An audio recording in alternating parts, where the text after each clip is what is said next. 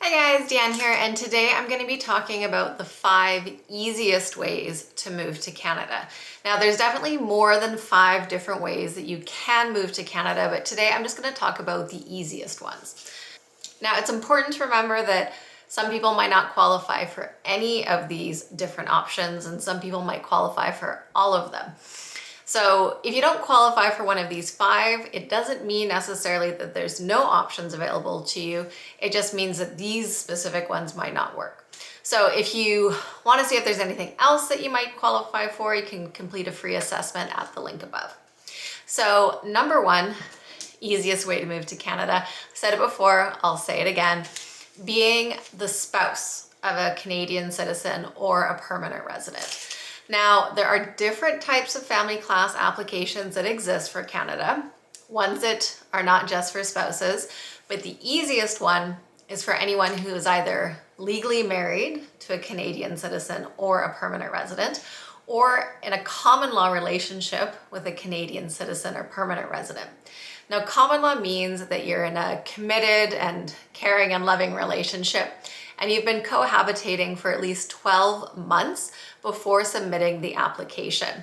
So a lot of people think that they actually have to be legally married before they can sponsor their partner, but common law does qualify. And in some very, very rare cases, there is something called a conjugal partner, but this would be where the relationship is basically impossible for you to be living together. It could be to laws that exist in your country that are against the relationship. It could be that you've been denied visas to each other's countries and you are not actually allowed to cohabitate. So there's a lot more that goes into a conjugal relationship, and it's really not very common that those work out in terms of an application, but it is there for those special circumstances. Number 2 is the International Experience Canada program, and I love this program. If you qualify, this is the easiest way to go about it, other than being married to a Canadian, of course. So this one is for individuals with a passport from a qualifying country. Now, if you want to see the full list of countries that participate, you can just click the link above. So what happens here is, just because you are the citizen of a country that has a reciprocal agreement with Canada, and if you're in the qualifying age range, typically it's between 18 and 35, but different countries have different ranges, you can apply to get an open work permit for Canada known as a working holiday. Some countries have more than one type of work permit under the International Experience Canada program, but the working holiday is the easiest because it doesn't require that you're enrolled as a full-time student. It doesn't require that you have a job offer. It's based on your citizenship and your age. And this one only requires that you have $2,500 in your bank account to basically cover the cost of your return ticket, and that you can cover yourself in terms of health insurance during your stay in Canada. So if you want to find out more about how that program works, then you can just click the link above. Moving on to number 3 is Express Entry. Now, this used to be the hottest program that everyone was always talking about.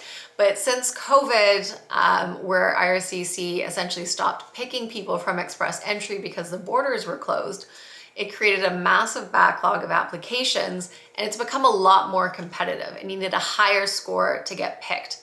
Now, Express Entry, what it is essentially, is it looks at a variety of factors: age, education, language proficiency, work experience, and it's going to assign you a score, and then Canada will pick the highest ranked individuals.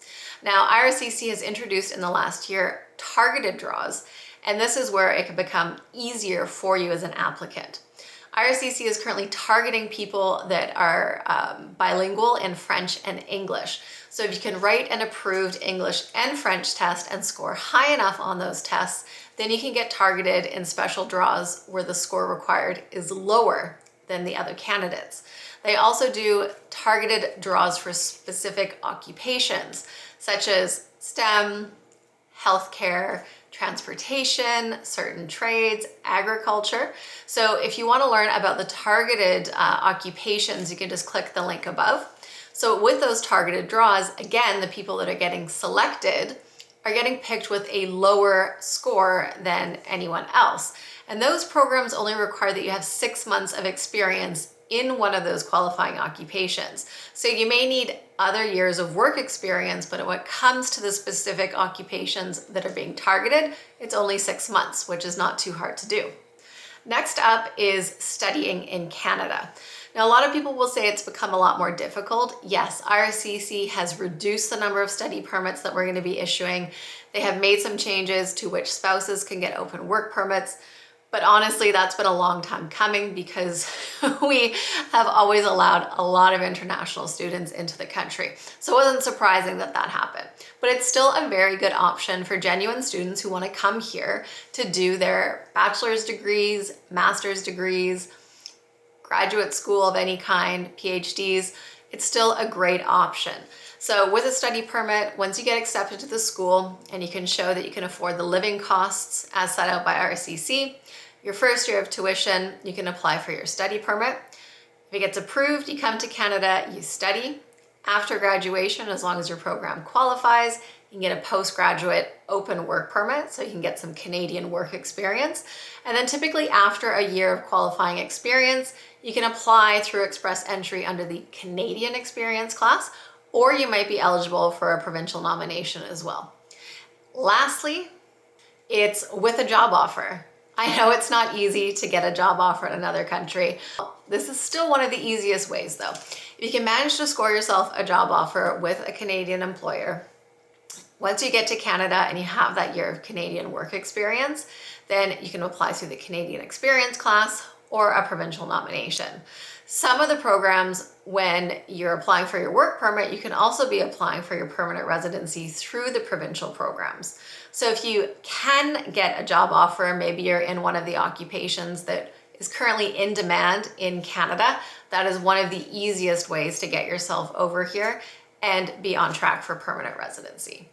So thank you guys for tuning in. And if you want to find out more about other ways that you can move to Canada, then don't forget to subscribe to the channel, and we're going to have a few more videos coming up this week.